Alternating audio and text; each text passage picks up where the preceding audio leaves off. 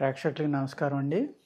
మంగు మచ్చలు లేకపోతే స్కిన్ను గ్లో లేకపోవడం, మచ్చలు పడడం, చిన్న చిన్న చుక్కలు కానీ, పెద్ద మచ్చలు కానీ, లేకపోతే ఒక పులిపిర్రులాగా వచ్చి నల్లటి బ్లాక్ హెడ్స్ అంటాం కదా, రెడ్ హెడ్స్, బ్లాక్ హెడ్స్ ఇలాంటివి కూడా రావడం, ఇలాగ మొహం యొక్క సౌందర్యం తగ్గిపోవడం వల్ల దానివల్ల చాలామంది ఇబ్బంది పడుతూ ఉంటారు. ఈ మచ్చలు అనేవి రకరకాలు ఉంటాయండి. ఇందులో దీన్ని మేము దారుణక రోగాలు అంటాం అన్నమాట. రకరకాలుగా వస్తాయి. ఇవి రావడం వల్ల మీ ఫేస్ యొక్క అందం పోవడం, లేకపోతే డ్రైగా అయిపోయి ఫేసు కలర్ మారిపోవడం ఇలాంటివి జరుగుతూ ఉంటాయండి. ఈ ముఖ్యంగా ఎందుకు వస్తాయంటే మనం రకరకాల కెమికల్స్ తోటి ఉన్న ఆహారం తీసుకోవడం కానీ, లేకపోతే కొన్ని డ్రగ్స్ మీకు పడని, మీ శరీరానికి సూటబుల్ కానీ ఆహారం, సూటబుల్ కానీ సూట్ అవ్వని డ్రగ్స్ అవి తీసుకోవడం వల్ల వస్తుంది. అదేవిధంగా ఏజ్ ఫ్యాక్టర్ వల్ల కూడా కొన్ని మచ్చలు వస్తూ ఉంటాయి. ఏజ్ ఫ్యాక్టర్ వల్ల వచ్చినవి సాధ్యమైనంత వరకు మనం రాజీ పడి వదిలేయటం బెటర్ అండి.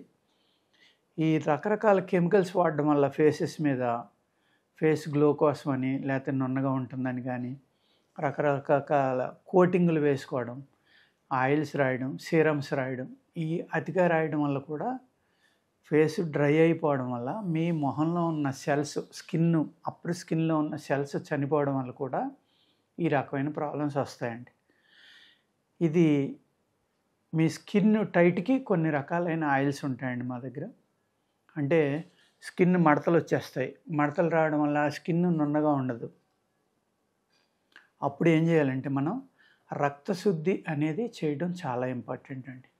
మనం పైన రాసే క్రీములు కానీ, లేకపోతే అనేక రకాల కెమికల్స్ వాడడం వల్ల కానీ టెంపరీగా రిలీఫ్ ఉండొచ్చు, కానీ ఫ్యూచర్లో వాటి వల్ల ఉన్న స్కిన్ కూడా పాడయ్యి ఒకేసారి మార్పు చెంది చాలా దారుణంగా అవడానికి కూడా అవకాశం ఉంటుందండి. అందుకేం చేయాలంటే మీరు ఈ రక్తంలో వచ్చిన కల్మషం వల్ల అప్పర్ లేయర్లో ఉన్న స్కిన్ సెల్స్ డెడ్ అయిపోవడం, లోపల ఉన్న ధాతువులు అంటాం మేము, సెల్స్ అంటాం కదా, ఆ సెల్స్ చనిపోవడం వల్ల కూడా ఈ డిస్కలర్ అనేది వస్తుందండి.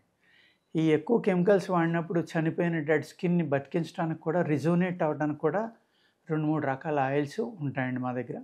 అదేవిధంగా దీన్ని ట్యాన్ టు గ్లో అంటాం. ట్యాన్ నుంచి అంటే ఏదైతే కలర్ మారిపోయిందో ఆ కలర్ నుంచి బయటికి రావడానికి కూడా ఒక పౌడర్ అండి. అది మీరు తీసుకుని చేతిలో వేసుకుని వాటర్ తోటి కలిపి మీరు పడుకునే ముందర అప్లై చేసుకోవాలి. అప్లై చేసిన 20 మినిట్స్కే మీరు దాన్ని వాష్ చేసేయచ్చు అనమాట. ఎలాగా అంటే ఎక్కువసేపు ఉంచక్కర్లేదండి. అది రాసుకుని తెల్లవారులు ఉంచుకోవాలేమో అలాంటి ఇబ్బంది ఏం లేదు. మీరు దాన్ని అప్లై చేసిన 20 మినిట్స్కి లైట్గా మండుతుంది. ఎక్కువ మండితే ఆపేయండి. అలాగే కంపల్సరీగా టెస్టింగ్ డోస్ అనేది మీ చెవి వెనకాలో ఎక్కడో చోట కనపడిన చోట ఒక 4-5 రోజులు రాసుకోండి. మీకేమీ ఇబ్బంది లేదు అనుకున్నప్పుడే దాన్ని ఫేస్ అంతా అప్లై చేసుకోండి. అప్లై చేసిన 20 నిమిషాల్లో మీరు నార్మల్ వాటర్ తోటి కానీ, లైట్ వామ్ వాటర్ తోటి కానీ కడిగేయండి. కడిగేసి సబ్బులు కానీ, కెమికల్స్ కానీ ఎట్టి పరిస్థితుల్లో వాడొద్దండి. జిడ్డుగా ఉంటుంది బాగా ఫేసు. అది మీరు ఏం చేస్తారంటే అలా వదిలేసి హ్యాపీగా పడుకోండి. ఒక గంటకో అరగంటకో అది అబ్జర్వ్ అయిపోతుంది. ఎర్లీ మార్నింగ్ లేచిన తర్వాత మీరు ఇలా పాము చూసుకుంటే 24 అవర్స్లోనే మీకు ఆ డిఫరెన్స్ అనేది తెలిసిపోతుందండి. ఇది 100కి 100 మందికి పనిచేస్తుందా అంటే చెప్పలేము. అలాగే మీ శరీర తత్వానికి సూట్ అవ్వాలి.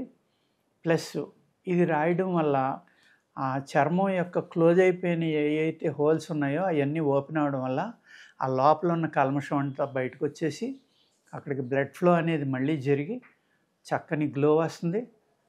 నున్నదనం అనేది పెరుగుతుందండి. స్మూత్నెస్ కూడా ఫేస్కి 24 అవర్స్లోనే మీకు తెలుస్తుంది అనమాట. ఆ విధంగా మీరు రాసుకుని ట్రై చేసి చూసుకోండి. ఇది వాడిన తర్వాత ఒక ఆయిల్ ఉంటుందండి. అది కొన్నాళ్ళు మీరు నైట్కి పడుకునేటప్పుడు లైట్గా కొన్ని డ్రాప్లు వేసుకుని అప్లై చేసి కాసేపు ఎక్కువ ప్రెజర్ ఇవ్వకుండా మర్దన చేయండి. మర్దన చేసి అలా హ్యాపీగా పడుకోండి. కంటికి తగలకుండా చూసుకోండి దానివల్ల ఏమవుతుందంటే ఎక్కడైతే మీకు పింపుల్స్ వల్ల చిన్న చిన్న గుంటలు పడినా కూడా, లేకపోతే ఈ పోర్స్ క్లోజ్ అయిపోవడం వల్ల మీకు మచ్చలు కానీ ఇవన్నీ కూడా తగ్గిపోయి ఏ అయితే గుంతలు పడ్డాయో ఆ గుంతల్ని కూడా తీసేసి రిజువనేట్ చేస్తుందండి ఆయిల్. దాన్ని మీరు ఏం చేయాలంటే ఎవ్రీడే నైటు ఒక 3 to 4 మంత్స్ వాడుకోవాలి. ఏదైనా సరే ఓవర్ నైటు మిరకిల్స్ అయిపోతాయంటే అలాంటివి ఆలోచించొద్దండి. కానీ నేను ఏదైతే చూపించానో స్క్రబ్బు, ఆ స్క్రబ్ వల్ల మీకు 24 అవర్స్‌లోనే రిజల్ట్ కనపడుతుంది. దానికి రిజల్ట్ కనపడింది కాబట్టి ఈ ఆయిల్‌కి కూడా కనపడుతుందని మీరు అనుకోవద్దండి. అదేవిధంగా మీరు ఏం చేయాలి అంటే ఎక్కువ కెమికల్స్ వాడినప్పుడు ఆ కెమికల్స్‌ని న్యూట్రలైజ్ చేయడానికి కూడా కొన్ని ఆయిల్స్ మీరు వాడుకుంటే బాగుంటుందండి.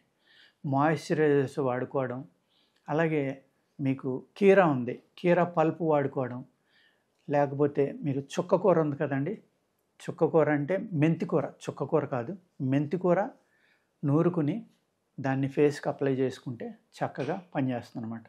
లేదు కొబ్బరి నూనెలో మీరు వేడి చేసిన కొబ్బరి నూనెలో కొన్ని డ్రాపులు నిమ్మరసం వేయండి.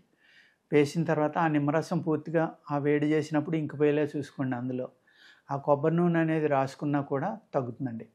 అదేవిధంగా మనం ఆముదం ఒక అద్భుతమైన మెడిసిన్ అది. ఆముదాన్ని మీరు ఫేస్కి నైట్ పడుకునేటప్పుడు లైట్గా రాసుకుని పడుకోవడం వల్ల కూడా మీ చర్మం లోపల ఏదైతే ఉన్నాయో బ్లాక్ అయిపోయి మీ హోల్స్ జామ్ అయిపోయి చనిపోయిన డెడ్ సెల్స్ ఇలాంటివి అవన్నీ కూడా బయటికి పంపించేస్తుంది ఆముదం అనేది.